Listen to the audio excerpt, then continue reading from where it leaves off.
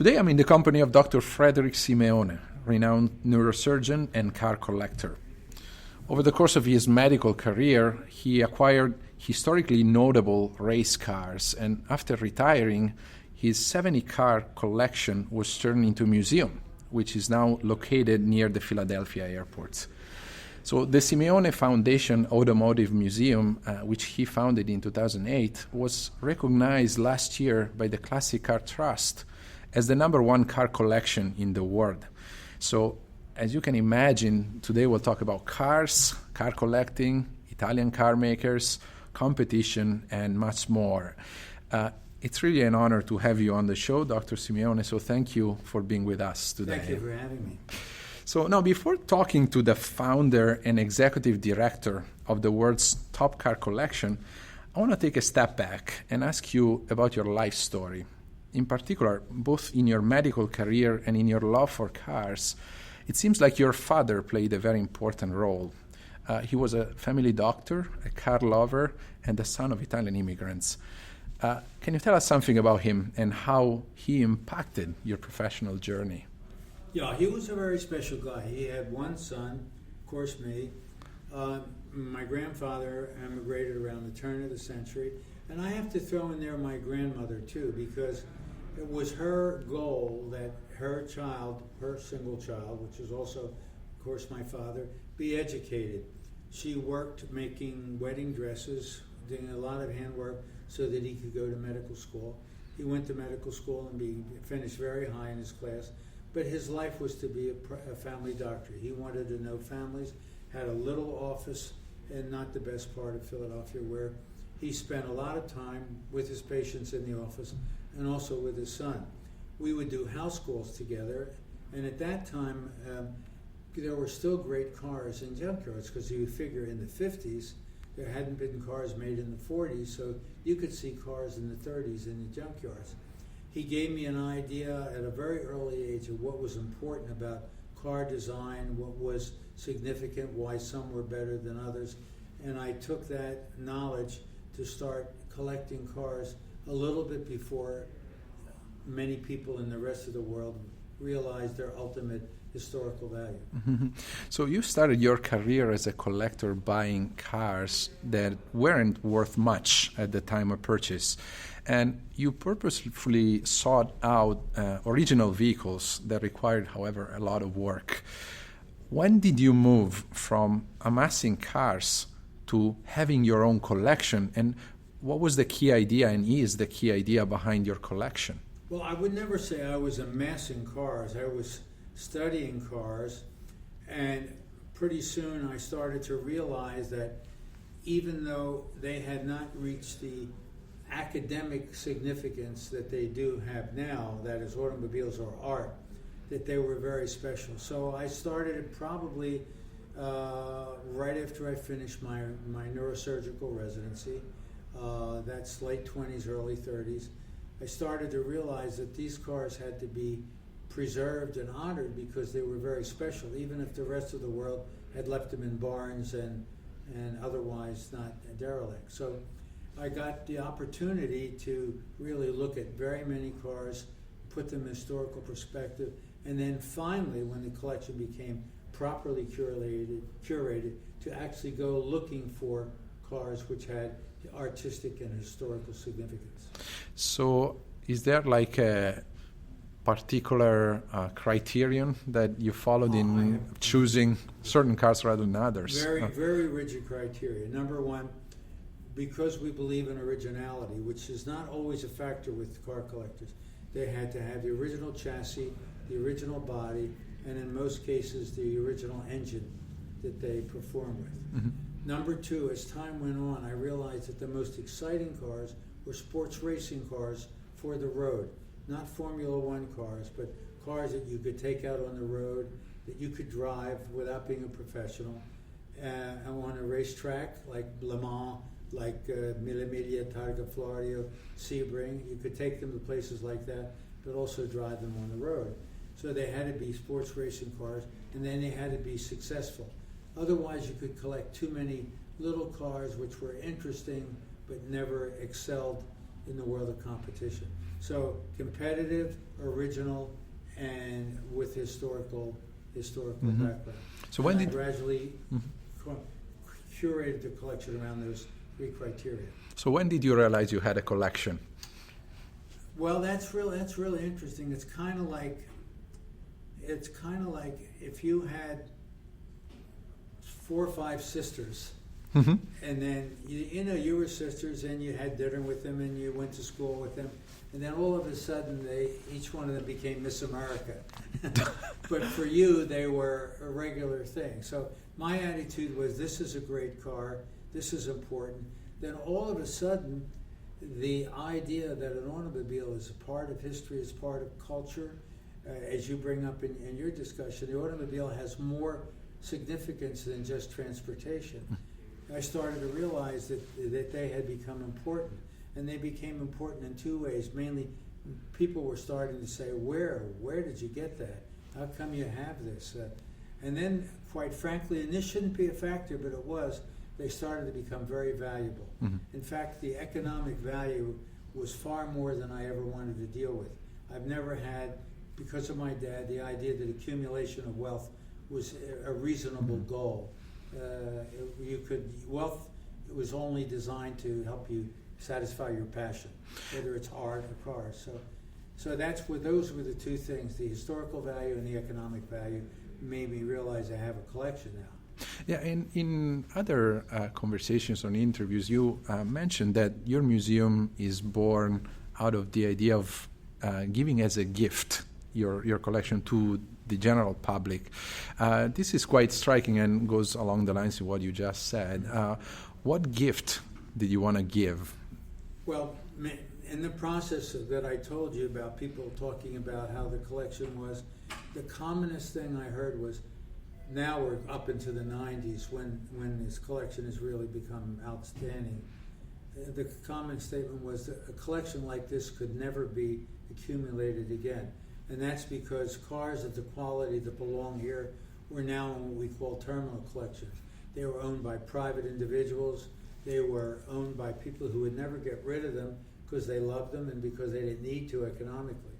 So the only place finally that I figured you could see a chronological story of the sports racing car was with the 70 cars or so that I had, and the only place you could do it is to create an organization. I hate to use the word museum, but I call it a preservation center, where they could be viewed by people to get this history. And hopefully, because of the way the tax laws are, that if I gave them away into a charity, they wouldn't be taxed when I passed. So this is also how an art collection might be born in the similar dynamics.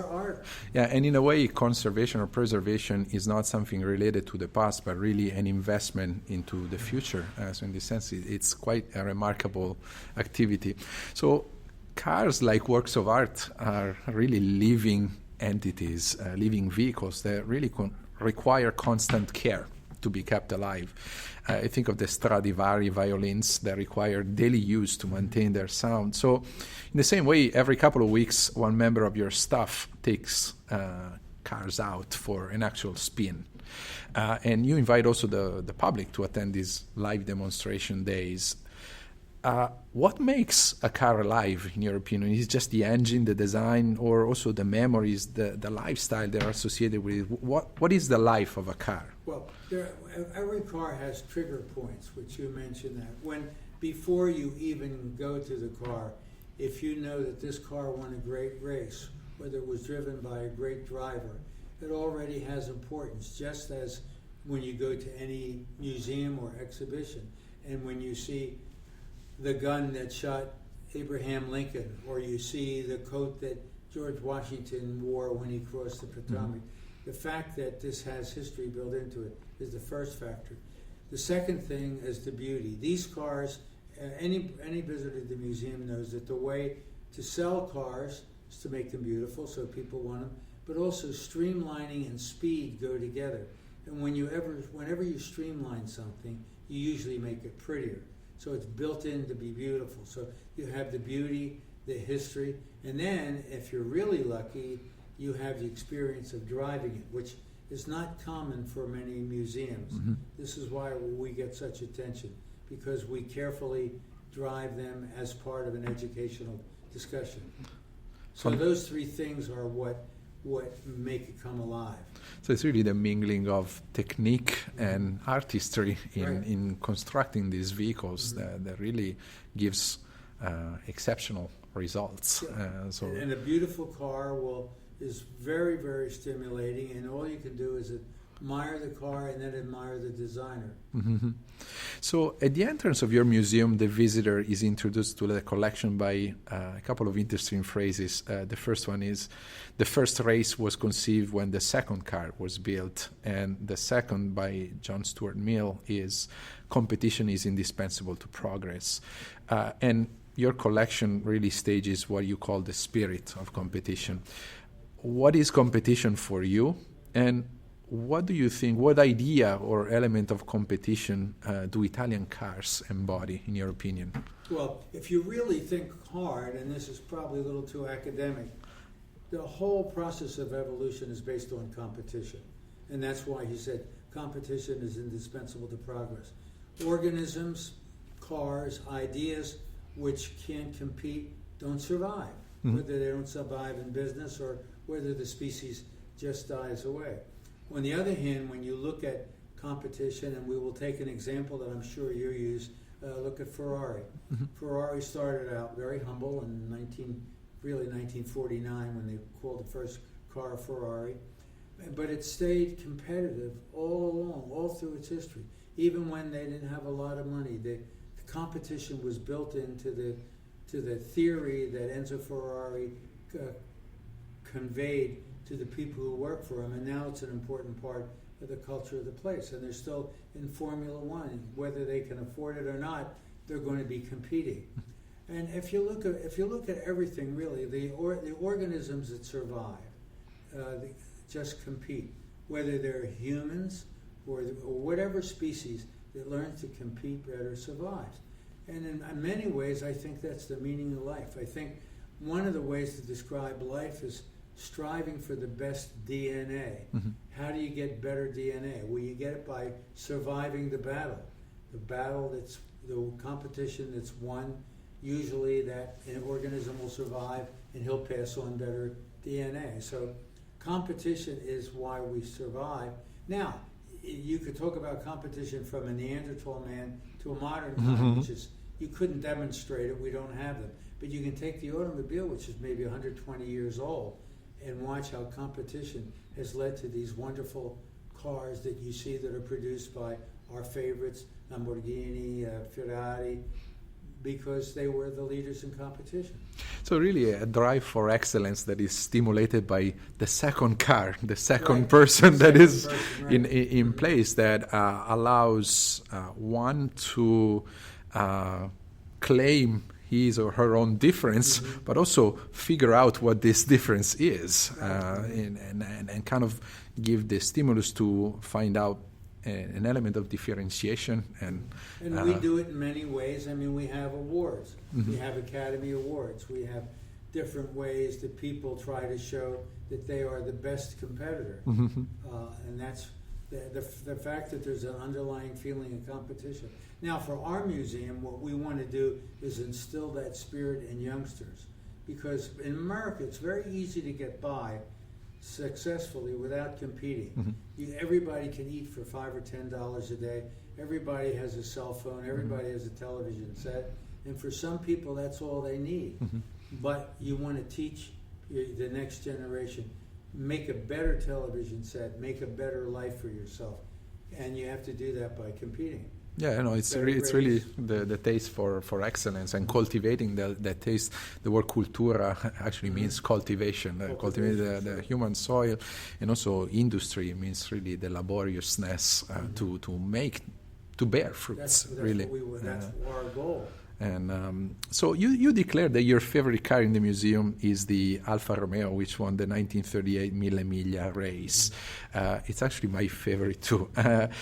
Can you tell us something about this Italian race? What is the Mille and what made it so important, and also why is this car so special for you? Mille started in Italy in 1927. It was a race from Brescia which is just south of Milan, and it went down the east coast to Rome, and then it went up the west coast through, the west coast through Firenze, and it went down the mountain passes, and finally we came back to Brescia. That was a course of about 1,000 miles, which is Miglia, 1,000 miles. It became a great race through the streets of Italy, requiring great skill by the driver, because a lot of it was conducted at night, and it required a very fast, reliable car. To win that race was a big honor, kind of like winning the Super Bowl in America. And also, it stimulated, again because of competition, it stimulated the production of some of the finest cars, which were made specifically for the Mille.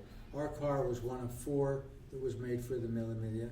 It won, and by every criteria that I know of beauty, style, perfection, design, it was superior to anything else.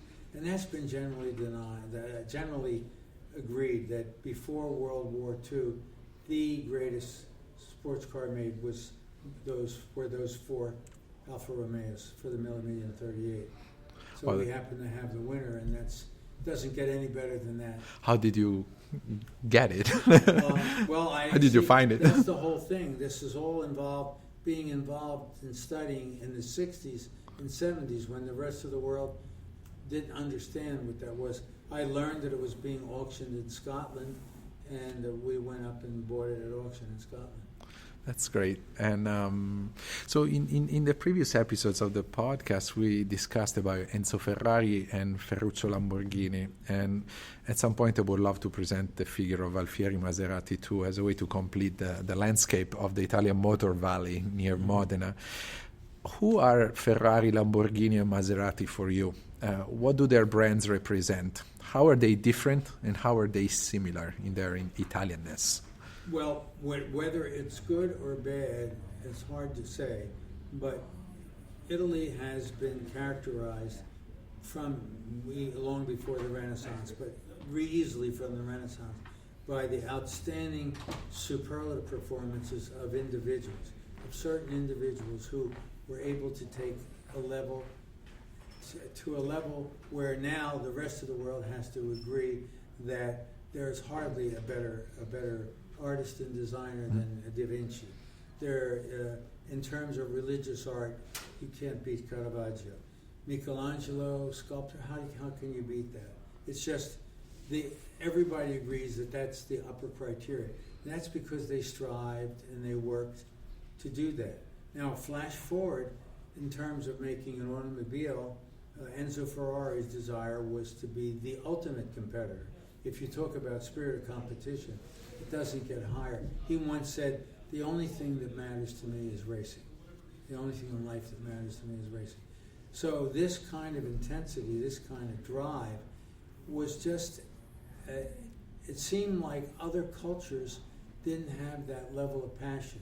They weren't willing to devote their lives. They weren't willing to lie on their back for days and paint a ceiling to create this type of beauty. Was it because they wanted to be the best? I don't know, but I see a lot of religion driving superior performance. So it's that personality. Now, it happened that the Ferrari really started in Bologna, in the Motor Valley. Later on, Maserati moved there. Actually, they lived very close to one another. They were never bitter rivals. They were always friendly. As a matter of fact, one time when Nuvolari, who was the greatest Italian driver was having his Alfa Romeos break down, he went to Maserati, and he drove Maseratis under the banner of Mr. Ferrari, who was managing the Alfa team. So they got along in a friendly way. It was never bitter and nasty. The relationship between Lamborghini and Ferrari was a little more tight. Complicated. At the time, Ferrari was becoming more autocratic. People criticize him, but he's a winner. When you're a winner, you can't always be the nicest guy in the world. You can't always take a second or third level driver. If you want to win the race, you got to get the best driver, and you got to push him to win the race. And that's how he did it. Maserati did it more on They were low budget, a small organization, but everything they turned out was built to perfection. And of course, Lamborghini is a totally different generation, because the ideal generation of, say, Ferraris, the 40s, Alfas, the 30s, Maseratis, 30s and 40s. When you get to Lamborghini now, you're talking about much later. So he creates 60s, a different style. And he was not that successful a racer, but he was very successful at designing cars that people wanted. High quality cars that were beautiful. Yeah, road cars as opposed to race cars. Yeah, definitely. And all these guys somehow got together in the Motor Valley of Modena area. And this is really quite a striking kind of geographic context. We have Michigan, you know. Yeah. I mean, we have Michigan where you had the big three, Mm-hmm. but it wasn't the same because the big three were thousands of people, and basically Ferrari was himself and a few guys, and Maserati was his 3 or 4 brothers, you know. So the Italians were able to reach a level of perfection individually, and that doesn't just go with those names. I mean, when BMW wanted a beautiful car, they called for Giugiaro. Mm-hmm. When Nash wanted a beautiful car, they called Pininfarina, because the rest of the world knew that they would come up with something special. Michelotti designed a lot of American cars and British cars. Yeah, really, there's also a coach-making tradition that moves from the 19th century to, There's a coach-making art. Yeah. It's handcrafted art. really to transform a mechanical piece into an object of art, which is really one of the keys of Italian innovation, really, to the idea of transforming a serial product into a unique statement, if we want. So Ferraris cars or Lamborghinis or Maseratis contain all an element of statement. But see, the difference is, and I don't want to be too ethnic or even racist, but the Italians carried a line out to achieve maximum beauty. They did not need to go overboard. They did not need to be freaky. They did not make some of the things that modern art does just for the sake of being different. Mm-hmm. They knew where to stop the line. They knew where it would be maximally beautiful without being garish or presumptuous. Mm-hmm. You don't see the wild things that you see with other countries. They just want to be different. Not just a random pursuit of novelty, but really the ability to find temperance in reinventing tradition into a new form. A last question. What is, in your opinion, the most revolutionary Italian car, and why? You mean in history? Or the one that left a bigger impact, both in the automotive industry and in culture, imagination. Answer. Yeah. It's a car called Lancia Lambda. 1922. 1922. Yeah. In 1922, Lancia Lambda came out. They had a brilliant designer who designed several things which are still on current cars, which were not even dreamed of by any other manufacturer in 1922. But this designer for Lancia was the first man who designed independent suspension. Prior to that, and for a decade later, when your front wheel hit a bump, it was attached to a solid axle that moved the whole car. This design allowed only the wheel to go up without moving the rest of the car. That's called independent suspension. This designer, Battista Falchetto, most people don't remember his name, Battista Falchetto, also realized that we were making chassis, which is the basic ladder that you attach everything to, and then bolting a body to it. He designed the idea, which was now unibody. Every car is made unibody. He designed it in 22. It did not become popular until the mid-30s, and now everybody uses it. There's no such thing. And what he decided is, why not make the body strengthen the chassis and the chassis strengthen the body? And that could be done by stamping them all out together. So he created the first unibody construction. He also, cars at that time used to have a trunk that you used to put on the back of the car with all of your goodies. He made the trunk built into the car, so that it was part of the design. And these cars were very low and slim. They were the first car to have a tunnel for the drive shaft, which meant usually the car sat high enough that the drive shaft was under the driver's seat. They put the tunnel covered inside the seat so that the whole car could be lowered. So when that car came out in 1922, people who drove it said they couldn't believe it. You could hit a bump and you wouldn't get shaken. It was solid, it was safe. They made a lot of them, and then ultimately the rest of the world took over their ideas. This is really... That's really an innovative, special car to me. It's really fascinating. Also, I think you have it here Yes. in the museum.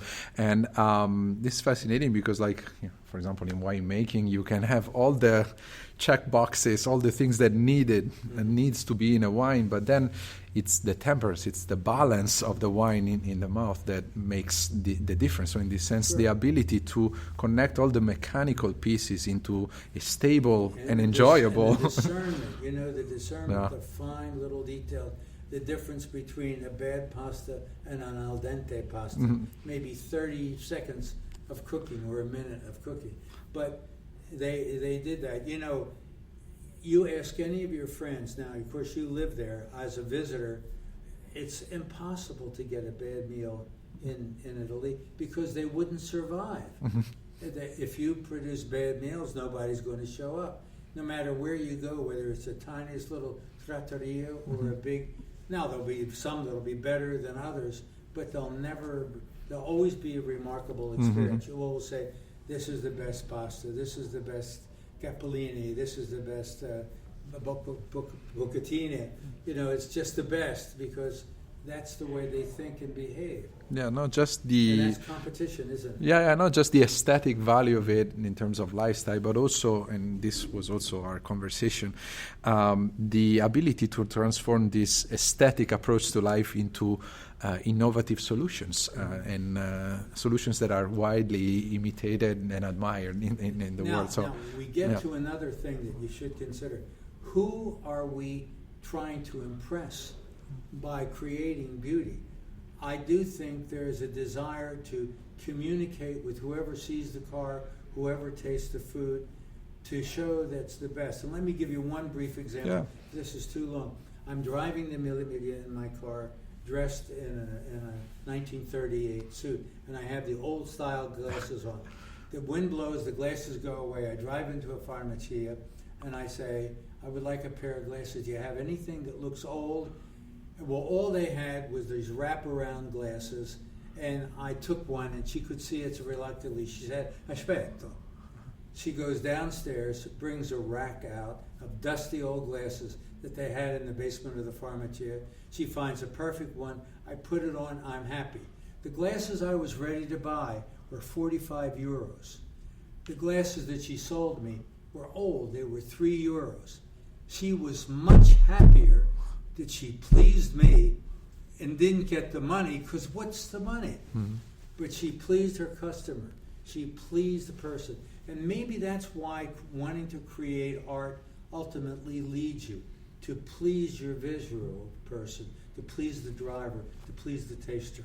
Really a product as a way to enter in connection with people and do the overall humanity, Right. our That's what it's overall about. humanity.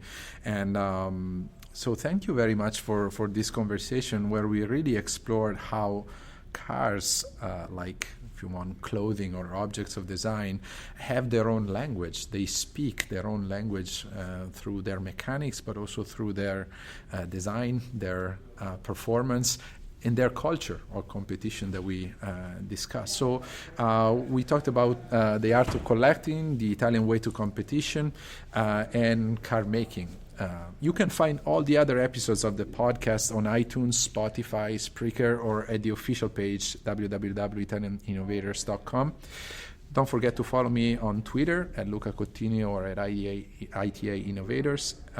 Thank you very much, Dr. Simeone, for this conversation today. Thank you. And arrivederci e alla prossima.